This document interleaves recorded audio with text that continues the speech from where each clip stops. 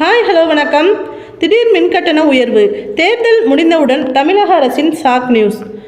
தமிழ்நாட்டில் தேர்தல் முடிவடைந்த நிலையில் மின்சார கட்டணம் உயர்த்தப்பட உள்ளதாகவும் 55 முதல் 1130 வரை மின்கட்டணம் உயர வாய்ப்பு உள்ளதாகவும் கூறப்படுகிறது. இதனால் பொதுமக்கள் அதிர்ச்சிக்குள்ளான நிலையில் தமிழ்நாடு மின் வாரியம் மற்றும் மின் பகிர்மான கழகம் இது குறித்த விளக்கத்தை அளித்துள்ளது. தமிழ்நாடு மின் உற்பத்தி மற்றும் மின் பகிர்மான கழகம் முக்கிய அறிவிப்பில் தமிழ்நாட்டில் மின் கட்டணம் உயர்த்தப்பட உள்ளதாக பரவும் தகவல்கள் முற்றிலும் போலியானது. மேலும் இணையதளத்தில் பரவி வரும் கட்டண உயர்வு விவரம் என்பது தமிழ்நாடு மின்சார ஒழுங்குமுறை ஆணைய எண் 7 படி 9/9/2022 தேதியின் படியான கட்டண விகிதம். இது முற்றிலும் பழைய செய்தி என தெரிவிக்கப்பட்டு உள்ளது.